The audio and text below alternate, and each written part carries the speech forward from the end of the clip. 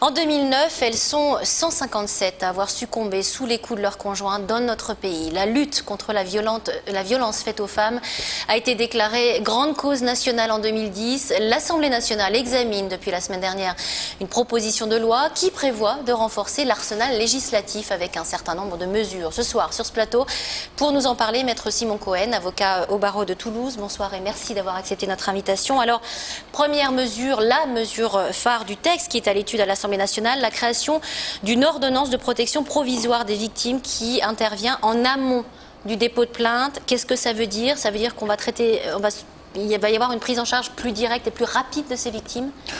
On a un petit peu redonné vie à ce que l'on appelait auparavant les mesures urgentes prises par le juge aux affaires matrimoniales. C'était cela à l'époque. Alors aujourd'hui, ordonnance de protection, c'est-à-dire que si une victime dépose plainte, ou plus exactement saisit le juge, ce n'est plus une plainte, c'est une saisine d'un juge civil. Le juge pourra, après audition, mais séparée des conjoints ou des anciens conjoints, des concubins, des partenaires, prendre un certain nombre de mesures qui sont l'autorisation de résider séparément, des mesures qui interdiraient, le cas échéant, de voir les enfants, des mesures financières, pourrait les prendre immédiatement, elles seraient valables pendant 4 mois, à la condition qu'il constate les violences. Et ça me paraît extrêmement dangereux, ce constat des violences. Qu'est-ce que ça veut dire? Ça veut dire que désormais un juge civil sera à même de constater, lui, ce qui constitue une infraction, sans véritable débat sur la preuve, sans véritable débat sur la preuve. Et l'on va immédiatement, certes dans le souci de protéger, il faut espérer que cela sera fait avec mesure, prendre des mesures dont les conséquences peuvent être graves. Je crois que cet excès de précipitation, même s'il est inspiré par un bon sentiment, un objectif acceptable, peut être lourd de menaces. Tout cela va aller très vite, c'est ça que vous Ça va êtes aller en train de extrêmement nous dire. vite, sans véritablement qu'une recherche des preuves nécessaires soit accomplie. Ça, c'est le risque. Autre mesure importante, le harcèlement moral, qui est reconnu au travail aujourd'hui, le sera désormais dans le domaine privé. Il était temps? Les violences psychologiques.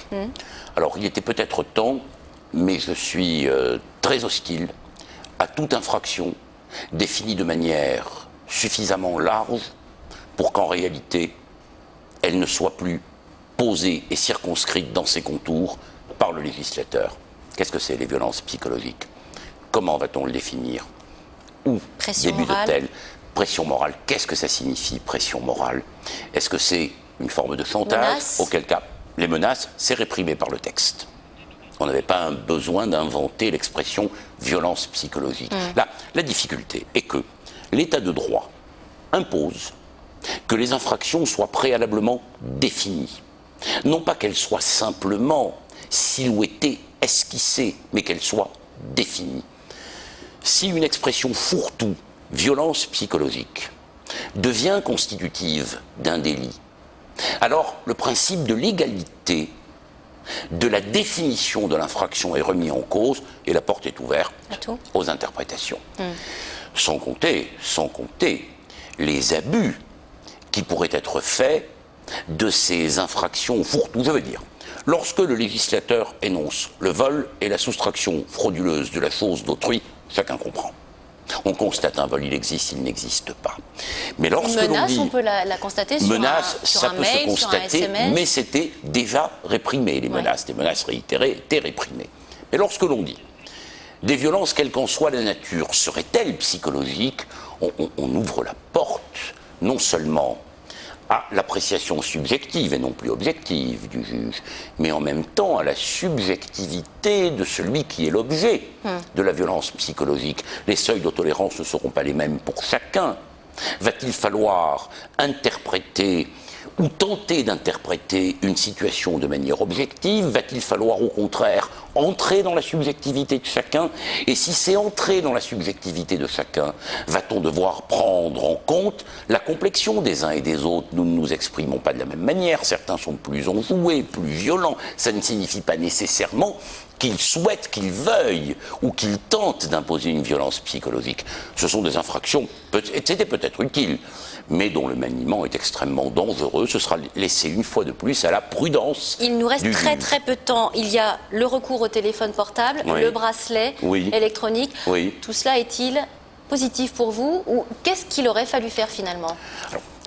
Très rapidement. On dit depuis très longtemps, ouvrez une école, vous fermerez une prison. On fait l'inverse. On ferme des écoles et on ouvre des prisons. Je ne suis pas favorable au tout répressif. Je ne suis pas favorable au tout répressif parce que c'est une forme de pessimisme par rapport aux facultés que l'on doit reconnaître à chaque citoyen, chaque citoyenne de s'élever si on lui en donne les moyens. Je crois que l'éducation est bien plus porteuse que la sanction. Apprendre le sens du respect, apprendre le sens de l'égalité, apprendre la tolérance, c'est possible. Mais il y a des personnes qui ne comprennent pas cette notion de respect. Parce qu'on ne leur permet pas de les comprendre. Ouvrez des écoles, ouvrez des universités, des centres de formation, des centres de travail. Et je suis certain que les résultats seront bien plus positifs et surtout qu'ils permettront une élévation d'ensemble du corps social. Merci, Maître Cohen, d'être venu répondre à nos questions.